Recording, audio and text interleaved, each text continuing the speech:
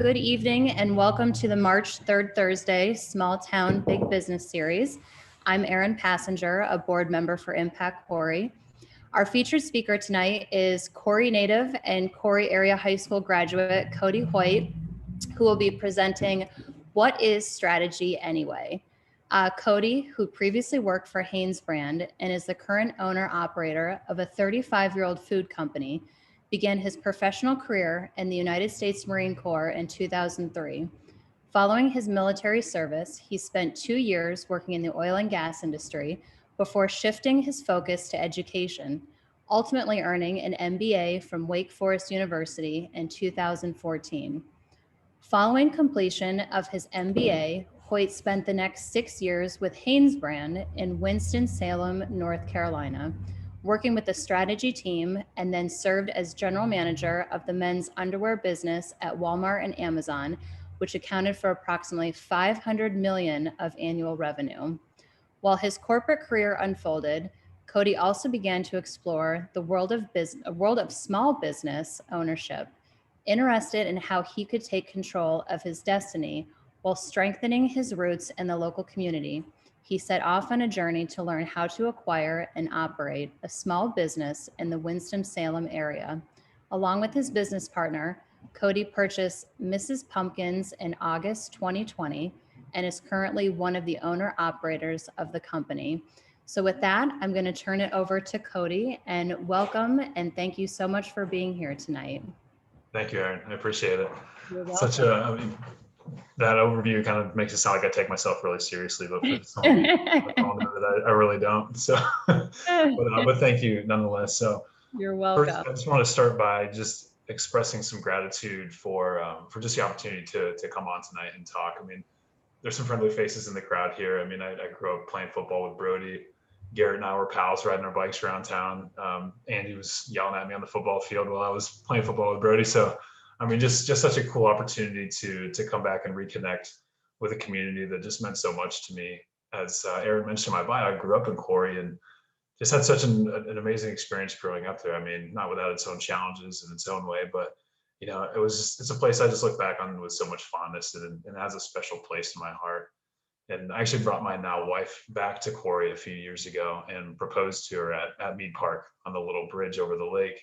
And it was the same place my parents got married 30 or so years earlier. So it's just always been a special place to me. And I try to make it back as often as I can, a little less so these days. But, you know, it's really impressive to see what Erin and Chuck and some of the other folks on the call are doing to help revitalize and really drive some growth in the business community there locally. She's telling me a little bit about what Impact Corey does. And I mean, just incredible to see that, to see the kind of resources that are being put toward just revitalization and transition that's happened over time for the business community there. And such an awesome opportunity for me to hopefully give back to that, right? And to contribute back to the community that's been so important to me over time. So with that said, Erin just mentioned a bit about my background, but I'll talk a little bit about more of it specifically around the kind of the strategy piece to make sure I establish a little bit of credibility why I'm here talking to you about strategy tonight. So when after leaving the Marine Corps, one of the really key learnings I walked away with from that environment was an understanding of how the execution of strategy can play out. I was pretty junior. I was only for one enlistment, so I didn't get to see a lot about the strategy development process, but had an opportunity to see what that looks like on the front end, where you're actually the people on the ground driving that strategy and driving the mission forward. And so that was really my first exposure to what strategy is and how it can be used in a big way. And so fast forward, we talked about, went back to school, thought it was important to learn how to make a living with my brain and not just my back and legs, because hopefully I have a little more shelf life that way. And so ended up in the business world working for a large corporation. And when I moved on to the strategy team there, my first big project I worked on was, as I was coming onto the strategy team, we had a new CEO stepping into his role. And so my role was to support him in detailing and communicating what his vision and strategy for the company was to all the global business units across an 80,000 person organization. And to say I was a little intimidated and felt a little bit out of my depth is an understatement.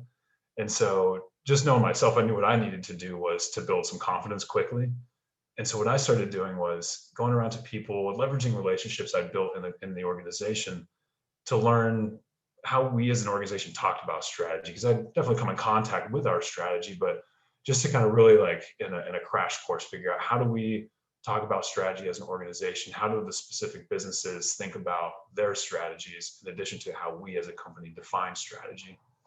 And what I found was also, it was both built a lot of confidence, but also showed me there's a huge opportunity. Because what I found was that we didn't really have a cohesive language around what strategy is and how we use strategy.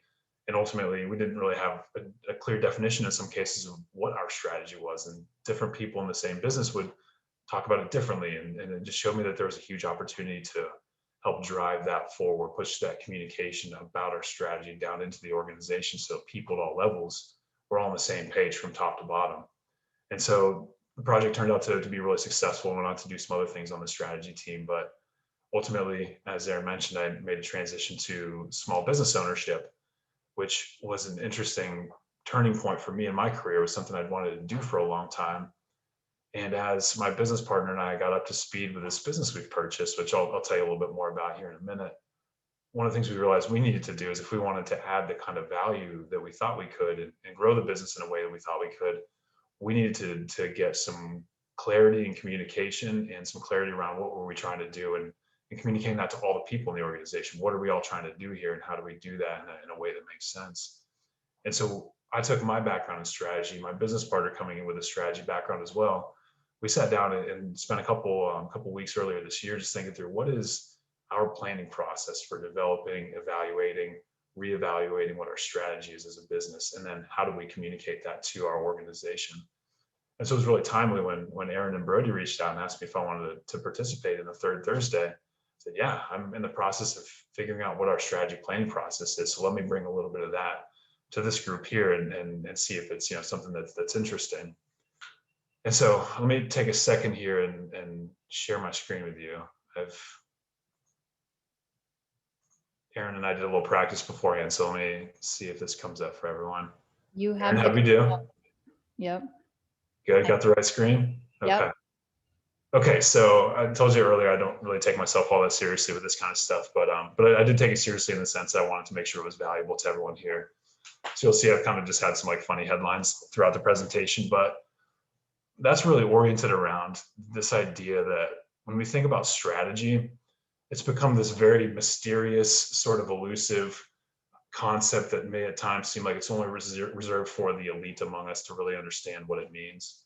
There's a multi-billion-dollar industry around strategy and strategy consulting and just things of that nature. And so my goal tonight is just demystify some of that and help you understand that whether you're a 2-person business, a 200-person organization, or some massive national, global company, the strategy is important for you. And I'm going to help you understand how you can start developing a strategy and why you should think about really developing one, why it's valuable.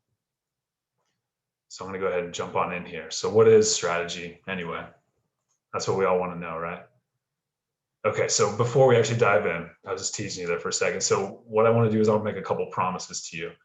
So first, we're going to align on what strategy is and why it's important for your business to have one. And we're going to talk about it in a couple of different ways. And like I said, what I want you to understand is that whether you're a small organization or a large one, it's important for you to have a strategy to help put goals down and have a way to move toward those in a cohesive way. So I also promise I'm going to provide actionable information to help you start a strategic planning process for your business. And how I'm going to do that is by using the examples that I've provided for my business, how I've thought through some of the things in the strategy sort of idea and framework that I'm going to lay out tonight. So on that note, speaking of frameworks, I'm going to give you a broad general framework, but I'm going to avoid jargon, complicated frameworks, and other nonsense that are sometimes associated with strategy and just making it overcomplicated. I mentioned I'm going to provide some relevant real examples of how I use some of the ideas I put in place for my business. So keep an eye out for this little logo. This is the logo for my business, Mrs. Pumpkins, which I'll take a breath here in a second, tell you about a little bit more about it. But my wife likes to think that this is some sort of like Dora the Explorer adventure where I put the little logo on the screen and can everyone see the pumpkin on the screen, right? And we'll all nod and then we'll move forward. But so I'll tell you a little bit about my business just before I dive further into strategy. So when we bought the business, what we thought was really interesting about it was, for a small business, how diversified it was. It's a food oriented business. We have a commercial production facility, but we have 4 different distribution channels, which is where it really gets into the diversification. So we have a retail store, we have a wholesale business where we sell to grocery stores, we have a catering business, and we have a fundraising business that really offers a turnkey fundraising solution for any local small organization trying to offset out-of-pocket expenses. So things like Boy Scout troops, churches, local youth sports, things of that nature. And so this business was really interesting because it was diversified, but it also had a really strong reputation, a really strong brand in the local community. And so for us, it was sort of a home run when we lined up. The time was right for us, and the opportunity was out there. So I'll be giving you some examples along the way with my Little Miss Pumpkins logo. So whenever you see that, that's something that's related to the business I now own. Okay, so finally, last but not least, now we're 15 minutes in, we're going to talk about what strategy actually is. So what is it? In its simplest form, a strategy is a roadmap to help you achieve your goals. So help move you from where you are today to where your goals are down the road, right? And helping you create this path of decision making and prioritization to help you get toward your goals. So that's a very simple definition. It's kind of generic and not incredibly intelligent. We can't take a lot of action away from that definition. So what we're going to do before we create a better definition of strategy, I just want to take a second step back and tell you what a strategy should do and why it's valuable to you. And I'll also offer that this is my perspective on strategy. You may totally agree or totally disagree or anywhere in between. But what's really important for you and your organization and your team is that you have a decision, or you have a definition of strategy that you align on, that you can all get on the same page with. So that's more important than you agreeing with me, is making sure that you have a definition for strategy and you have a strategy that everyone is on the same page with. So what's the value of a strategy and why do you need one? Very simply, the first piece is just to achieve your goals, right? It's hard to hit a target that you don't know that you're aiming at, or if you don't know where the target is, right? So helping you achieve your goals is sort of the primary objective. But we want to do that through creating value for our customers. Because if we're not focusing on creating value for our customers, they're not going to stick around very long, because chances are one of our competitors is focusing on how they create value for our customers, and they'll eventually leave for somebody who's focused more on them. A strategy is going to help you prioritize your work and make better decisions. And what I mean by that is, as an entrepreneur, on any given day, I'm sure there are people on the call tonight that see this even more than I do, but there are 100 decisions that need to be made. And how do we prioritize which decisions we focus on, where we put our time and our resources into making decisions for our business? Having a strategy helps you map out your goals and how you're going to get there. And by doing so, helps you understand, if I spend my time on activity A versus activity B, I can quickly run that through a filter of, does that get me closer to achieving my goals or not, based on the decision-making process that I've laid out through my strategy. And so similarly, it provides focus and direction for you and your team. When I was working in the corporate world, one of the things I saw when I went on this sort of listening tour, or when I was new to the strategy team I was telling you about, is that there was at times a lack of clarity around what the strategy was for some of the businesses that I talked with. And what that does is that prevents people from making those well prioritized decisions within their work. And if they can't do that at the front lines, at the lower levels of the organization, as that scales up, you can see how that gets challenging and you start to lose efficiency. So strategy is going to help put us all on the same page, help us make decisions that are moving the interests of the business forward in a cohesive direction. So now that we've talked about what a strategy should do and why it's valuable, let's provide a little bit more of an actionable definition. So here's the original one I provided, right? Just a roadmap to help you achieve your goals. But a better definition, based on the things we just talked about, is a strategy is an outline of the decisions and actions the company plans to take to create value for its customers and achieve its goals. So essentially, everything that I just laid out on the previous slide sort of condensed into one neatly packaged little definition here. So that's the definition that, again, I'm offering as my definition that I'm going to sort of create the base of strategy from throughout the rest of the presentation here. So here's our first little pumpkin. So let me give you an example of what we've determined the strategy to be for our business. So we're going to be a leading frozen food brand in the Central North Carolina market by providing convenience and access, fresh, innovative menu options, and excellent customer service. And so just to kind of orient us all to, again, to the definition here, this is an outline of the decisions and actions I as a company want to make to create value for my customers and achieve my goals. So I'm going to make decisions around how do I be successful in the Central North Carolina market and grow my brand? How do I do that? What's important to my customers? Well, I know I want to focus on families. I know there's a lot of interest in convenience these days. I know people tend to focus more on experiences than material goods. So I'm thinking about that, all of that in the context of how does my business create value for my customers? I know they want new and interesting things to eat, and I know they want to be treated well. So the way I'm going to make decisions, I'm going to prioritize the decisions that I make in a way that create value in these particular ways mapped out in my strategy here. And so one of my goals tonight is to get you to a point where you'll create a strategy just like this for your business. And it's seems still general and high level, but you can see how something like this will help orient you to how your business is going to move forward. Okay, so here is an overview of the strategy planning process that I told you I've created for myself, I've implemented with my business. This is also going to more or less serve as our agenda for tonight. So the first thing we're going to do is we're going to answer 6 fundamental strategy questions. And how I'm going to do these, I've created the presentation tonight in a way that there's more material in here that we're going to get to. And I've done that sort of intentionally. And Erin and I worked this out that she's going to share the presentation with you all after the fact so that you can actually take the time and look back through this if it's valuable to you. Because as I answer these questions, we're going to talk about them generally, but then each question within the presentation has 2 slides. One where I go a little bit deeper into what is the question actually asking and provide a little more insight. And then I provide a relevant real example from my business about how I've answered that particular question.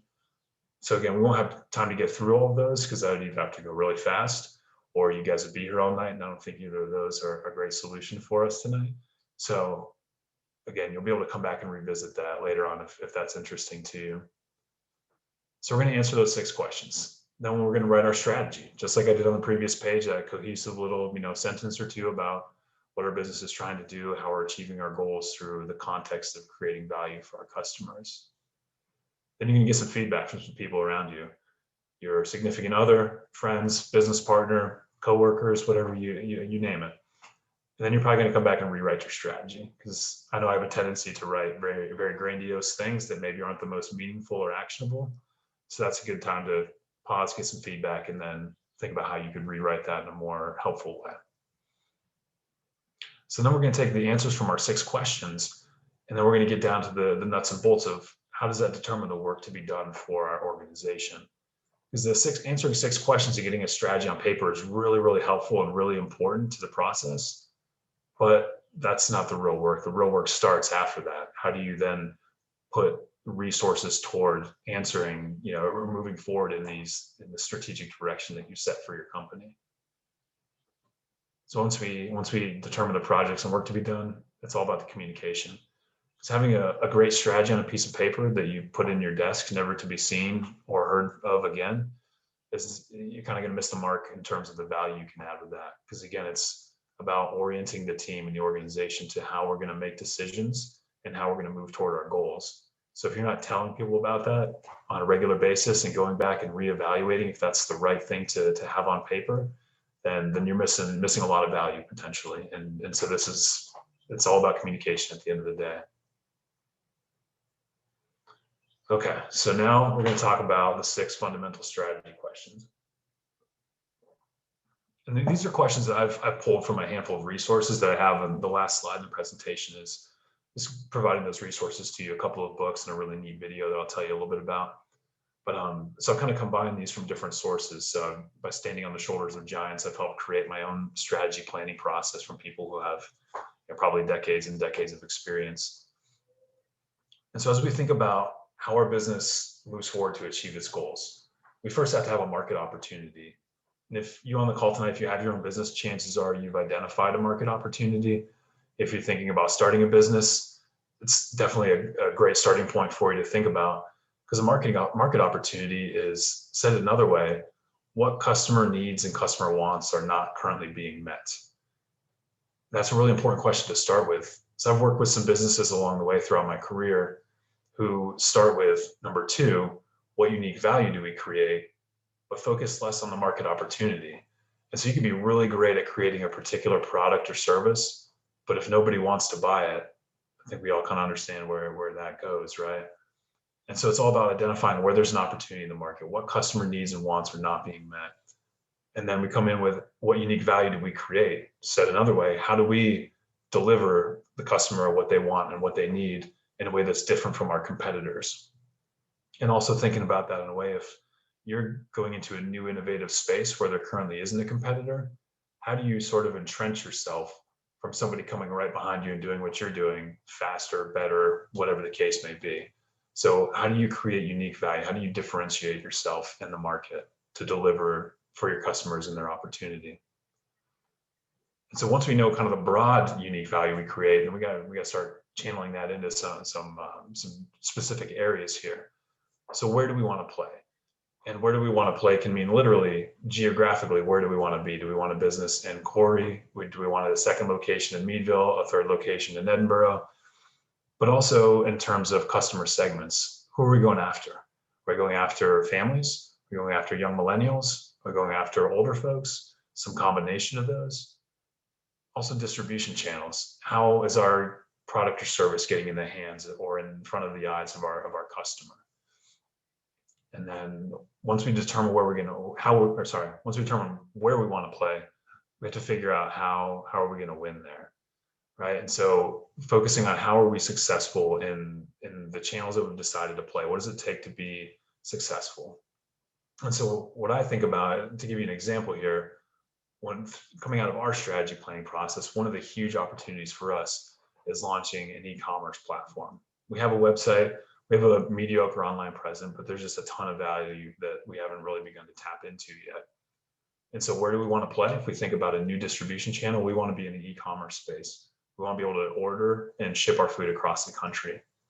How do we win there? By having an excellent user experience. We all know that the switching costs are really low. If you go out to a particular company to buy something and you have a bad experience, the software's clunky and it crashes on you, or you have to fill out too many fields, chances of you going back to that same company are pretty low. So we have to have an excellent customer experience. We have to have an excellent website. We have to figure out the logistics. We have to get all of this stuff right to be successful in this new place that we want to play. The next question is, what resources do we have and what resources do we need? And the resources, to define resources another way, what do we have supply of or a stock of? Or what do we need a supply of? And so in my example, I'm trying to develop a website. I have a resource, I have access to capital that I can invest in this. So that's my resource in this case. But what I don't have is the capability to build my own website and build an e-commerce platform. So that's our last question here, is what capabilities do we have and what do we need? And so your resources are really, what do you have a stock or a supply of that you can tap into? And your capabilities are, what skills do you have or what skills do you need to find, hire, outsource, you name it. So these 6 questions, well, it's a lot and it's going to take a little while for you to work through and be really thoughtful, have some fun with it too. I mean, talk to other people, involve other people in the process. You may have a view of your market opportunity, but how do other people who are close to you define your market opportunity? Where is there potentially something that you're not seeing? So I would encourage you to have some fun with it. Don't feel like you have to just sit down and hammer all this out. And it should be iterative, right? As you answer, where do we play? How do we win there, right? That may unlock some different ideas for where are some new places we can play? What are some new customers we can tap into, and so on. Okay, so as promised, within the presentation here, I'm just gonna sort of quickly scroll through these. Each of these pages is answering the question and giving you a little bit more insight into the question. And then with my cute little pumpkin logo, I'm giving you an example of how I've answered that question for my business really pretty recently. So in the last couple months. So we'll work through all 6 questions. And again, if it's interesting, come back and look at the presentation after Aaron puts it in your hands and look through those. So once we answer these 6 questions, next we have to write our strategy, right? So this is the next step in just really getting it down on paper so we can all as an organization agree, align on it, and start to move forward and take action on it. And so the way I think about writing a strategy is let me take a quick pause here. I don't necessarily recommend you do this, but if you have a couple days to burn, go out to Google and type in what is a strategy and hit search and just read through the responses. It is incredibly confusing and complex. It would make you think that there is no real definition of strategy because they're also very different. And so again, this is my take on it. So I've done some of that legwork for you because I've just kind of thought about that a lot over the years. And so how I like to write a strategy is by taking my where to play and how to win in that place and combining that into a strategy.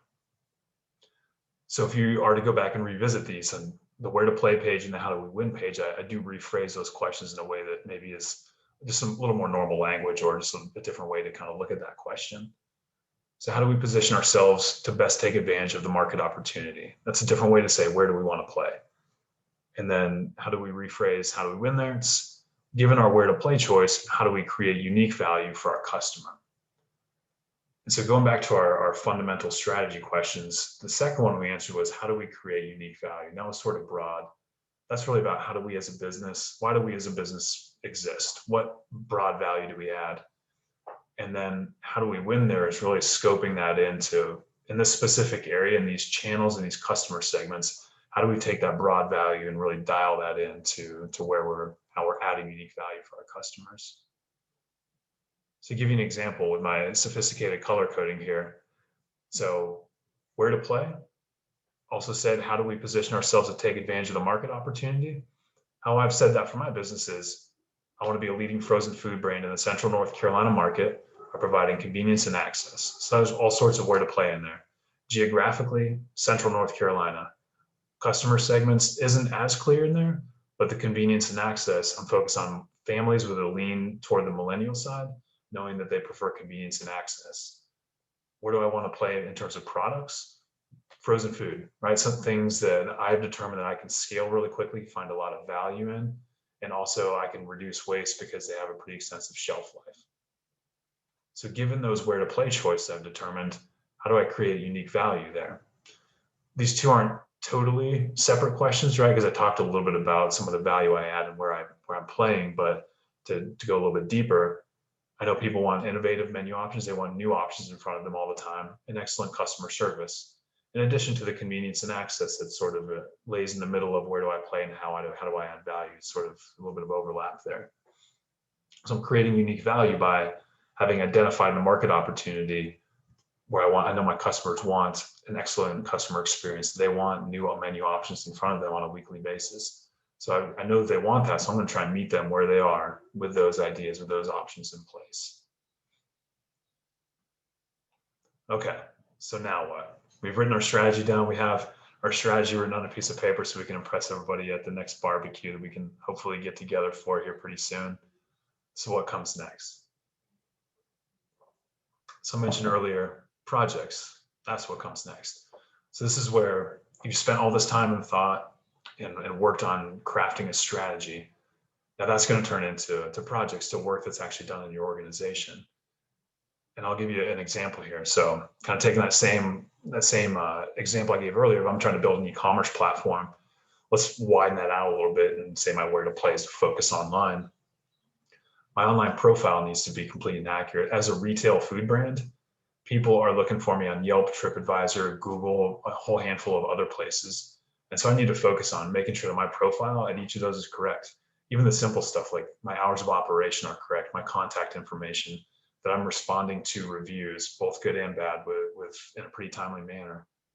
So the project is, who's going to do this? Who's going to make sure this is all correct? Who's going to build it out? Who's going to continue to evaluate it? Who's going to answer the reviews? How quickly does it need to be done? How important is it? That's just one piece of it, right? And then if we go a little bit deeper into the online presence, I need to, like I said, I need to enhance my website to make it an e-commerce capable platform. I need new imagery. I just needed to give a fresh overhaul. I needed to be optimized in search engine optimization so that people can actually find my business. I want a more consistent brand presence across the internet. So that comes in, lands yourself into a whole host of projects, right? Are you going to do that yourself? Are you going to outsource it? What's your vision for a new website? What does that look like? How have you put that on paper? Have you determined what that looks like? How are we going to manage the vendor proposal process if you're outsourcing the work? what additional work will need to be done. So all the things that we answer in terms of where do we play, how do we add value, is going to lead to a cascade of projects. And that, don't get intimidated by that. That's the real value. And so I spent most of January with my business partner writing out our strategy.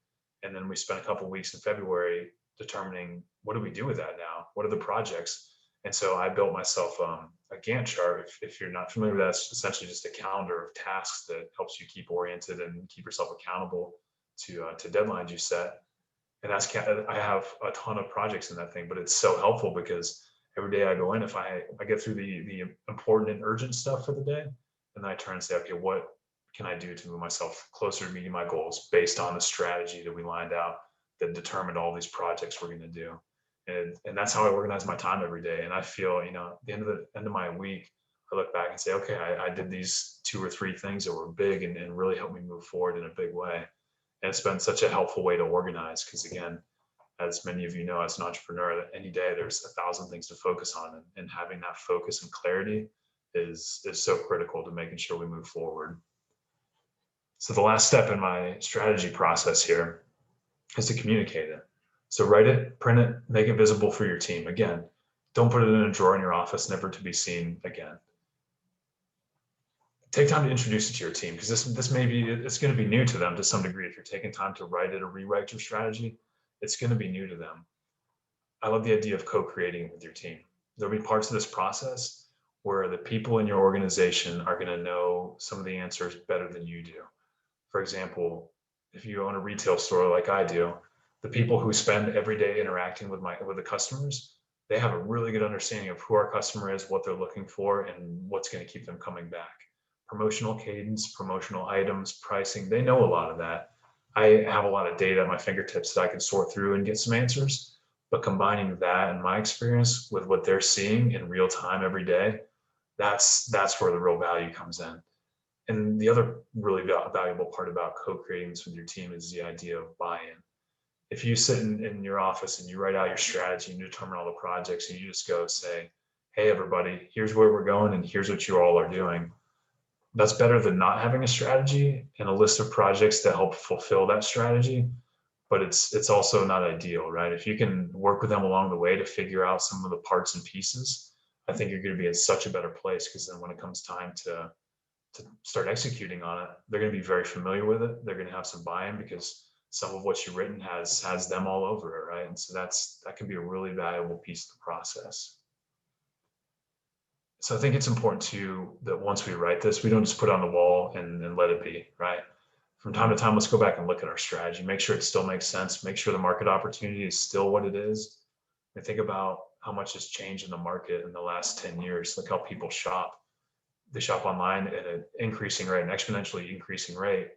So thinking about the market opportunity that's out there and how we're playing in the market and how we're winning there, we have to continue to think about that. As customers change, the landscape changes, and our strategy should still mostly fit, but it may need to be tweaked. Our where to play, how to win choices over time may be tweaked, may need to be tweaked. So don't be afraid to reevaluate it. Okay, so I was really hoping to get through that about as quickly as I did, so I could leave some room for questions at the end. So a couple last items here. So just kind of give you an overview of what we just talked about. So again, my strategy planning process that I've used for my business based on the experience I've had and that of my business partner. So we answered the 6 fundamental strategy questions that help us really get oriented and get a strategy down on paper for everything from identifying the opportunity that's out there to where do we play, how are we going to win there, and then what resources and capabilities do we need to be successful. Then we're going to write our strategy down. We're going to get some feedback, especially if you're co-creating your strategy with your team at this point. Getting that feedback may just be a natural part of the process. You're going to use those answers. You're going to determine the projects that need to be done. And I gave you a couple of examples of. And after that, it's all about communicating the strategy to your team. So last but not least, I mentioned that I pulled a lot of what you'll see in this presentation from some other sources. Some of it's organic thought from my own experience, but a lot of it is based on some other information I've taken on when I was in my strategy role. Playing to Win was a book that the person I worked for suggested reading. It was really fundamental to helping me understand a lot about, that's where I picked up the how to play, where to play, how to win, language. It was such a helpful frame on what strategy is and what really the goal is at the end of the day. This link down here, the bottom one, What is Strategy by David Krasinski. As you can tell, I spent a lot of time just Googling what is strategy, business strategy examples, right? Just to get a sense of what in the heck this stuff is. That's a really cool video. He's a professor at BYU. It's about a 9-minute video. It's I don't know the type of video you call, but basically like a hand-drawn animation video. As they talk about things, they draw pictures on a whiteboard, and it's really neat. It's just a really cool, fundamental, just foundational way to just go and approach strategy. And you'll see, if you watch that video, you'll see that I took some of the ideas from his presentation away and have incorporated that into mine too. So I'd invite you to, if you don't want to read the 2 books, don't read the 2 books, but at least watch the video. It's pretty entertaining. I think you'll like it. So that is the end of my presentation. I'm going to go ahead and scroll all the way back to the beginning, and I'm sure Garrett will tell me there's a more efficient way to do this than scrolling all the way through after we're done tonight. So Garrett, I look forward to that conversation. So just to get it back to this very cool opening page. And from there, that was really the presentation. I was hoping to get through that, like I said, about the amount of time that I did, because I want to hear from you guys. What questions do you have about the content, about my experience, about how to create a strategy for your team? I'd say, whatever you have, throw it at me. I'd be happy to do my best to answer it. Cody, I have a question. I don't mean to jump in right away if somebody else wanted to, but how often do you reevaluate your strategic plan? Every couple years, every year, or how often do you think about that? Yeah, I think that's a great question, and the answer is, my honest answer is I'm not sure yet. What our plan to do that is at least quarterly, to at least take time out of the office to have a conversation about it. And if you have a business partner or some senior leaders, you could set up some sort of like miniature retreat, just go out for lunch, take the afternoon, go somewhere new and interesting, and talk about it, because things happen quickly, and we're so much in the day to day when we're running a business that sometimes it's hard to really recognize the big macro environment changes that are happening in front of us. And so just stepping back and just taking the time and making the space to have that conversation. We're planning to do it quarterly, but also, at the very least quarterly, just to make time for that conversation and work back through the process in a very light touch way, right? Like just kind of evaluate what do we say we were doing in terms of where we're playing. Does that still make sense? Have we learned more about the business, about the customer in terms of what they want? Does our how to win need to be tweaked? So I think at least quarterly, but then also if big things change in your environment, if you see a big shakeup or a big opportunity somewhere, or something comes to light, we found a really big opportunity in terms of how we're approaching our fundraising business. So that could be something, just as ideas sort of naturally form in your business. If some big things come up, that's always a great opportunity to step back and reevaluate as well.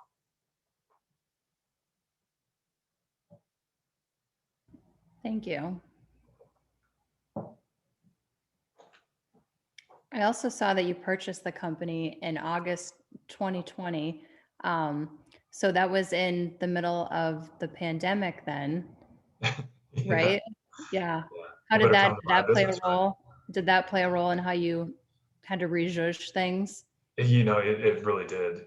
When we first started the conversation, so these sorts of conversations I've learned with business owners, when looking to buy a business, can be kind of fickle.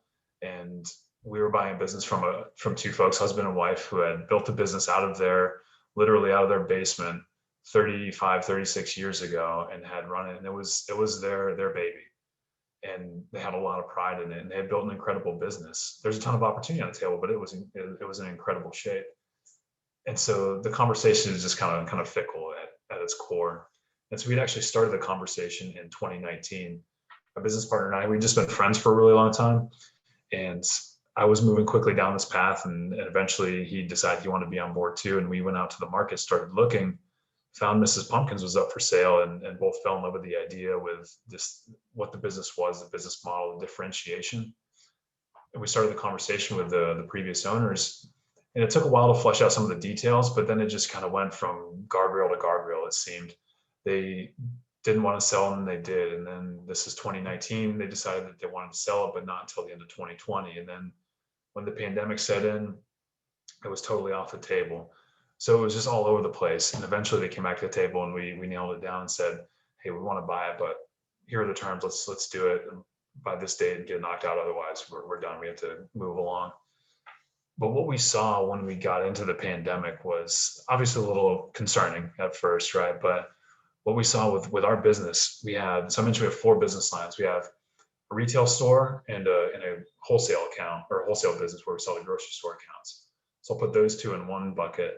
And on the other side, we have our fundraising business and the catering business in another bucket. The fundraising and catering are very event oriented, very gathering of people oriented. And so we knew those were going to be pretty soft. But where we saw the real value was, before we even bought the business, was on the wholesale growth and the retail growth in terms of e-commerce, like I mentioned, adding new locations, adding pickup locations, pop-up stores. On the wholesale account, that's where my experience was at Hanesbrands. Was at the end of my career there was in marketing and general management, working with Walmart's, Amazon's, big players. So I understood that landscape. I knew there was a ton of opportunity to grow our brand in that space. So in mid-pandemic, we saw those 2, the wholesale and retail, where we thought the most value was and where we could add the most value. Those 2 were through the roof, and almost in some cases double sales of the prior year. And they're 2 of the smaller parts of the business. But we saw at the same time the fundraising and catering business, which were the 2 bigger business lines, they were pretty soft. So we were concerned short term from just the revenue loss and the profitability loss, but it gave us an indication that where we thought the value was in the business, it kind of proved that theory out a little bit. And so we had ultimately said, we might be short on sales and profit for the first couple of years, but we think given the financial circumstances, we can probably weather that. But we think that there's going to be some real value, and we're seeing that proved out in real time. So we did it sort of like one eye open between our eyes, pulled the trigger on it, right? But it turned out to be a great situation. We realized since we bought the business that there's just a ton more value than we even realized at the outset. So kind of a crazy time, but we jumped it with both feet, and we've done okay so far. Well, good. Thank you.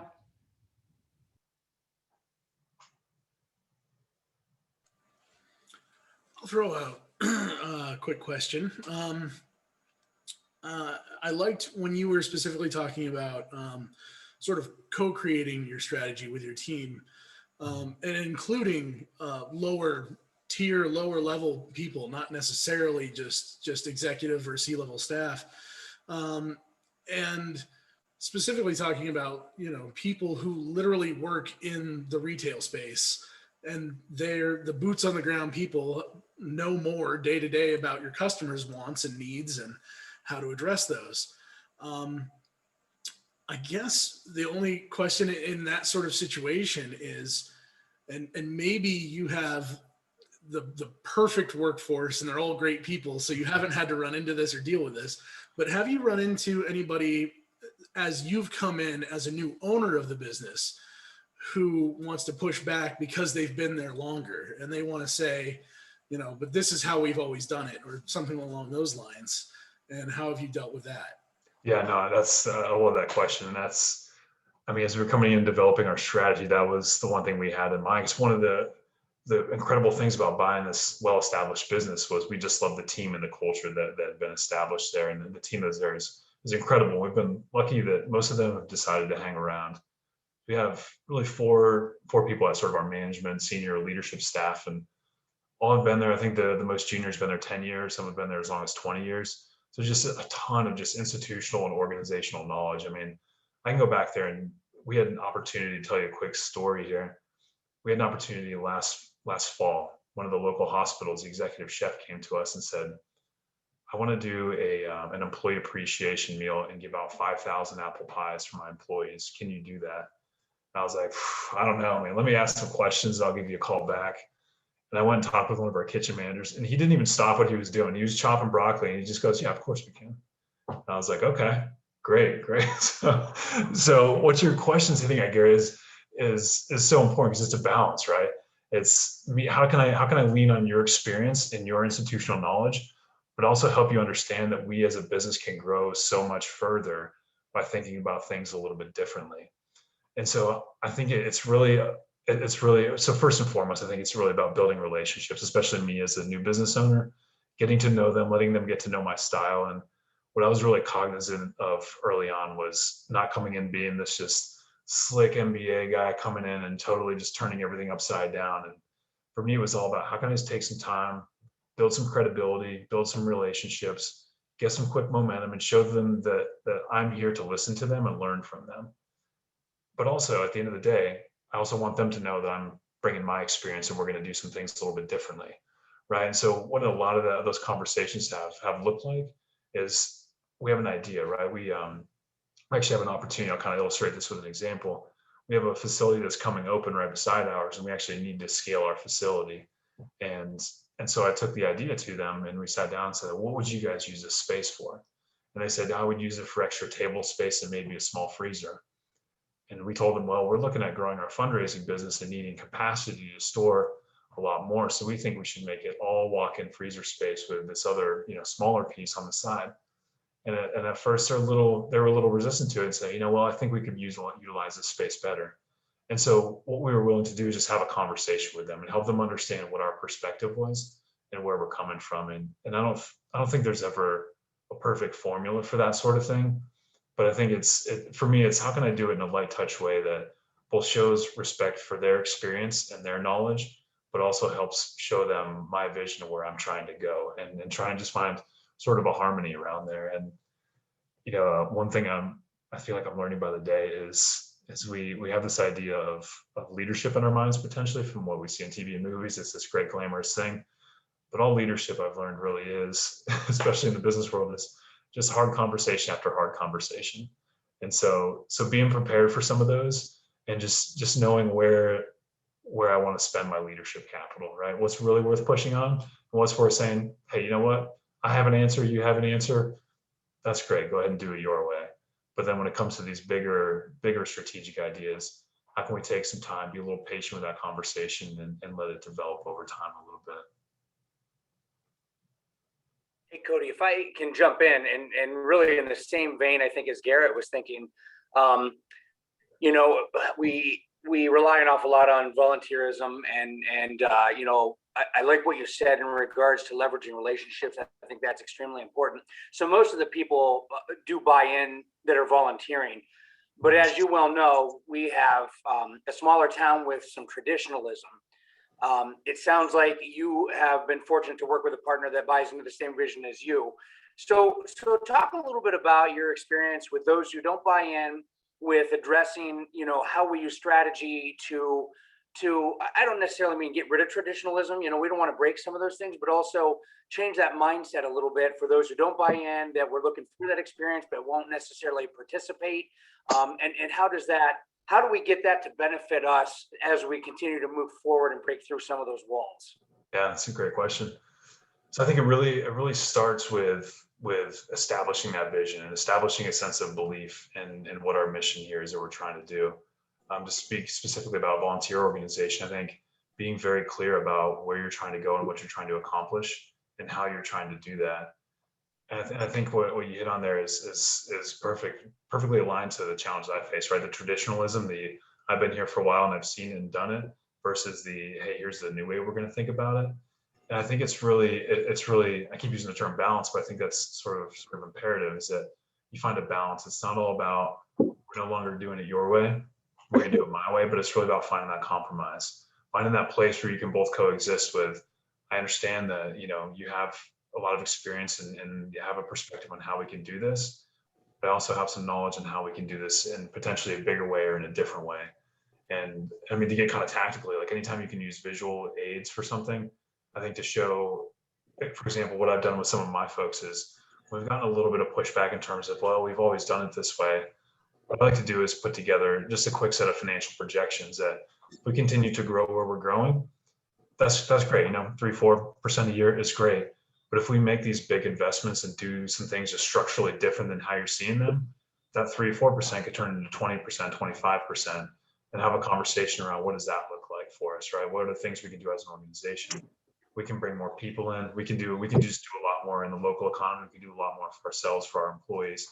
So I think that's really how I like to kind of approach those sorts of things, is again, just finding that harmony where we can both coexist, find a good compromise, which isn't always going to work, right? It's not everyone's going to buy into the vision. And unfortunately, sometimes, I hate to do it, but sometimes you have to just tell people like, hey, this is how we're going to do it. I do that very, very rarely and very sparingly, because that really destroys some credibility in some cases. But sometimes it's necessary to kind of pull the trigger and make that hard decision like that. Thank Cody, you. I got a quick question here overall. You talked about at the top, really how important common language is to a cohesive strategy. Sounds like you've been working with your business partner for quite some time. Have you ever not spoken the same common language? And then if so, what's that like, with somebody speaking that same language? And just really the importance of that. Yeah, such a good question. Something that I've learned is that our just kind of personality styles are very different. When I sometimes talk out loud, I like to just kind of process externally, right? So I'll just kind of throw something out there, like, let's throw a question out there for us to talk about, right? Like, what do we want to do with our fundraising business, right? I'm not necessarily looking for an answer. I'm looking for, let's have a conversation around it, right? What does that look like for us if we wanted to do this versus that? Whereas my dog's barking in the background, sorry. He's a little bit more decision oriented. So what he'll do is I'll say, hey, what do we want to do with our strategy business? He'll say, we're going to do this, this, this, and this, right? And so we learned pretty early on that we weren't speaking the same language there. And that really kind of forced us to step back and think about, like, okay, well, what's important here? Kind of back to that idea of balances. Sometimes I just throw a question out there just to have a conversation about it. Sometimes I throw a question out because I want an answer or we need an answer. And so me being a little more clear on how do I do that, and how do I kind of just shift how I kind of bring language into our relationship a little bit differently, and him being the same way, right? So him kind of stepping back from every time we talk about something, we have to have an answer and walk away from it. So just a little bit better, kind of basis for us to just talk from, and make sure that we're a little bit more on the same page there.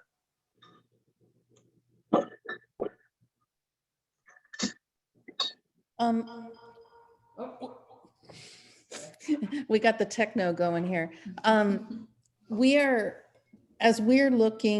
making these changes in Corey by the community strategic plan to bring people back to Corey and to get businesses launched in Corey.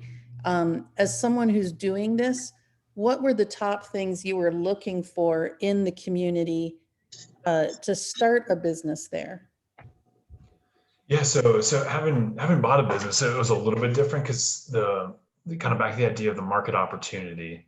So I would really kind of take from the strategic planning process to answer your question, Chuck, the first two questions. So what's the opportunity and how do we create value in that space, right? And so thinking about how do you bring businesses back to Corey is getting a sense of what the market opportunity is. So you have a lot of people with some great ideas, some great business ideas that could do really, really well in that economy.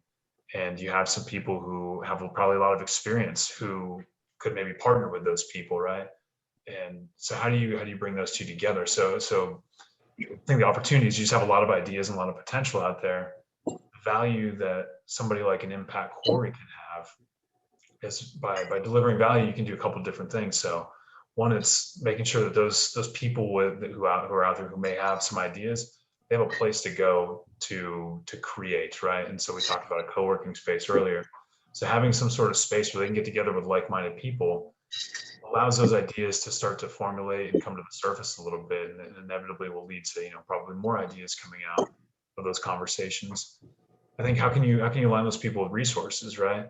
So creating value in terms of, if you want to start a business and you have a great idea to launch a new app, well, here's a toolkit for all the legal and intellectual property work you need, and how you set up an LLC, and how you do your taxes, like providing resources in that way. So somebody can come in and say, I'm really great at developing apps, but I don't know anything about starting a business or doing taxes. You can say, well, don't worry about that, because we have this set of resources over here that we can match you up with.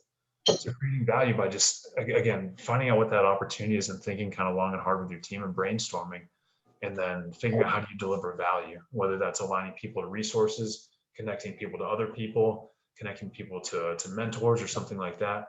I think something like an Impact Corey, I mean, I just love the idea. So I get kind of fired up thinking about it, but I think it all comes down to how can you guys create unique value for businesses there, for people there, right? And get the, some more growth in the local business community. Um, we're both in the same room, so it's difficult to switch back and forth. Okay, so let's do a theoretical. Theoretical. Love If it. you're looking, if you had a business that could thrive anywhere with connectivity, as a business owner, what are the biggest things you're going to look for in that community beyond the package that you can be offered, like you've discussed? Yeah, did you have an example of like what a business focused on connectivity, what that might look like? So essentially, we're looking to build businesses that can thrive virtually. Okay, gotcha. Remote worker space, things like that, because we're not on a major highway, we're not on a major port. We're kind of landlocked and not easy to get to, and the days of railroad aren't coming back that strong. Yeah, So that's we've right. got to deal with our reality. What is going to be most appealing to someone looking to locate? So basically we can win them if they're willing to look rural. Mm-hmm. Yeah, no, I think that's a really important question. I'd actually be interested in hearing Garrett's perspective on this too, as somebody who operates in that space. So I think some of the baseline items that you could really use to draw people in is one I just kind of stumbled upon a second ago when I was kind of brainstorming about what unique value do you create is those people who want to run a connectivity and online driven business. They may not want to be a business person. I found in my experience, a lot of entrepreneurs don't necessarily want to be business people. They want to be the product or service person, right? And then that's totally okay. I don't think there's a right or a wrong answer. I was the opposite, right? I had the business experience and I enjoyed that side of it. So plug me into a product and I think I can find a way to thrive there. So if we're thinking about people who, I would, to make a general assumption, people who may be working in that online world are probably a little more focused on whatever product or service they are creating or delivering. What resources can you offer to them that allow them to excel in what they're doing and allow them to focus more on what they're doing? And so the excelling piece, I think, is really about, you're talking about the connectivity, right? Having some of the fastest internet speed known to man, right? That's hugely valuable. Being able to, provide other resources there, other experts, right? In terms of whatever, particular online space, or, kind of out of my depth here, but, other entrepreneurs who may have experience, whether on the business side or on the sort of online specific side, people who have just come before and it can be a helpful resource, mentoring or otherwise. Then we think about the focusing side. How can we allow them to focus on their business more? Well, it's taking a lot of that tertiary business activity out of it. One of the things I did with the local startup community a while back when I was sort of exploring the idea of getting into the entrepreneur world was working with some startups and bringing my capability. So I worked with a couple of guys who are developing this really unique pharmacy inventory tracking system. They've gone on to be pretty successful, from what I understand. Probably to no fault or no value that I had, but I think they were successful in their own right. But what I worked with them was on that idea of focus. Was they were great at thinking about the technology that pharmacies needed. They were both previous pharmacy directors, but what they didn't have was the capability to put together a set of financial projections they could then put into capitalists to say, well, given the current runway that we're at, our current cash burn rate, our current projections of customer growth and customer acquisition, we think we need X dollars over Y period. They didn't really have the experience they knew some of those inputs, but they didn't know how to put that together. And so, I said, yeah, let me come help you pro bono. I would just love the experience. And I helped them do exactly that, because that's what I've been doing for several years in the business world was putting those sorts of projections together. And so to the extent that you can offer things like that, so allowing people to focus on running their actual business and helping strip away or at least help supplement the time they have to spend, whether it's on the financial projection side or just sort of the mechanics of keeping the business on, right? The taxes and all that sort of stuff, making sure legal protections are in place, intellectual property protections are in place. So any sort of any of that sort of stuff, you can say like, yeah, you can come work with us, and here's what you get. You get to focus on your business. You get incredible internet speed, but but you also have a resource so you can not stress out about, am I doing my taxes correctly at the end of the year, and that sort of thing. Cook, you're muted.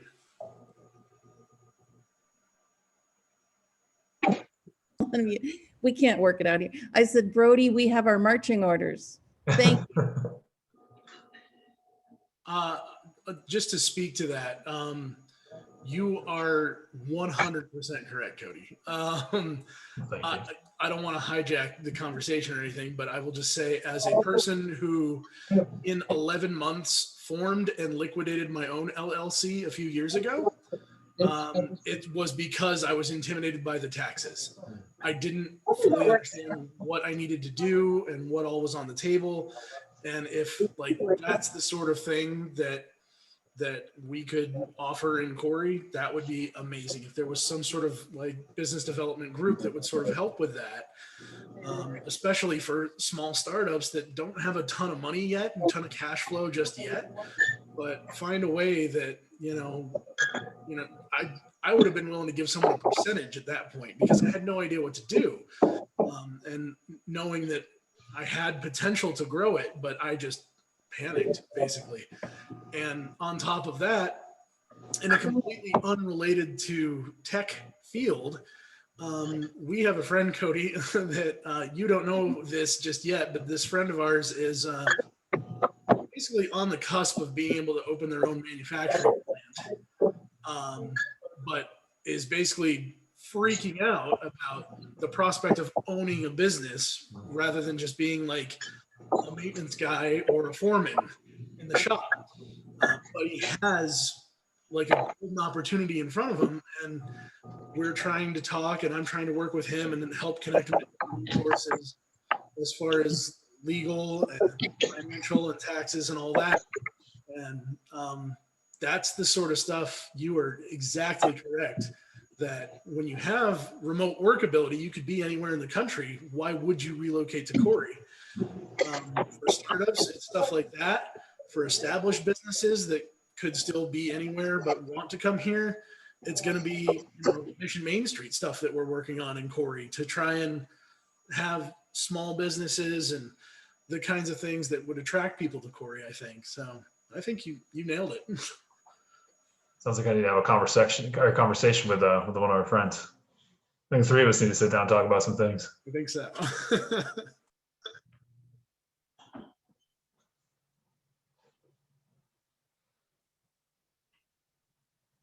If And anybody, also, oh, go ahead. Oh, sorry. Oh, Garrett, I didn't mean to cut you off, but I'll let you continue. I just wanted to say, if anybody's unable to unmute and ask a question, if you're somewhere where you can't talk, feel free to put the question in the chat box and I can read it too, just as an option. Sorry, go ahead. No, only other thing I wanted to say is I haven't been involved in too many of these Third Thursday webinar conversations, but and not that they're a competition, but this has been awesome. Very good information. Loads of participants tonight. This has been a huge success as far as I can tell. So thanks for showing up, Cody. Well, thank you, Garrett. And I did not pay him to say that, believe it or not. I wanted to throw in there real quick, because I know people have to get going, that this video and this Cody's PowerPoint is going to be available on our Impact Corey website. So it's impactcorey.org. We'll get that up in the next couple days. So for the, and we'll also have, other announcements on Facebook and other media outlets, but we definitely will put it up on our website, impactcorey.org.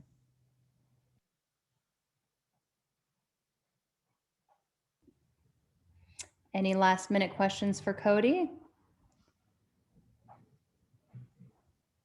Okay, Cody, before we say goodbye to you, I just want to give a plug real quick for our upcoming April 3rd Thursday. We're going to have Ashley Lawson from Blue Zones and Lindsay DeVito, who's a senior civil engineer for PennDOT.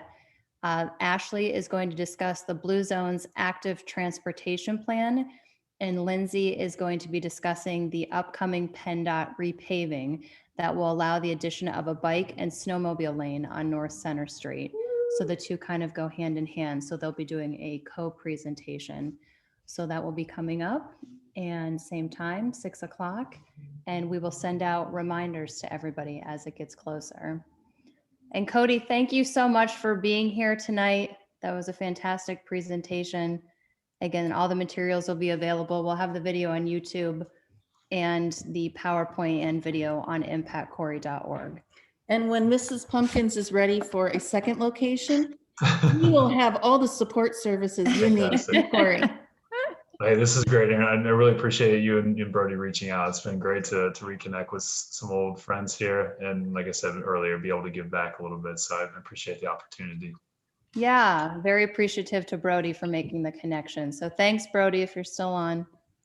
Thanks, Cody. Thanks, Aaron, I had Yeah. a quick question. You mentioned that you can send out an email for information regarding future sessions. Is there an Yeah. email list or a subscription list that Yeah. you can? Okay, cool.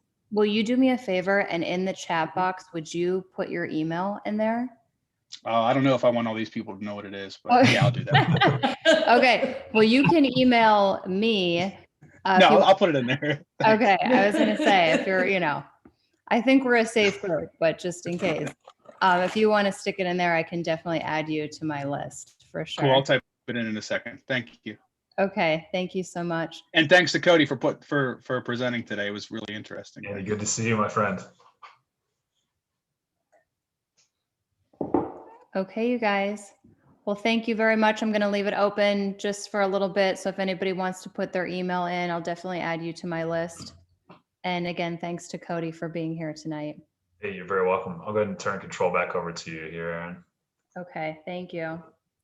And we'll see you next month. And I guess I didn't mention the exact date. It's going to be April 15th, which is no longer the tax day. Now it's May 15th. But April 15th is going to be our next third Thursday. All right, you guys, have a great night. All right, bye guys. Aaron, I'll send you the presentation here in just a minute as soon as I get done. Okay, thanks, Cody. Bet.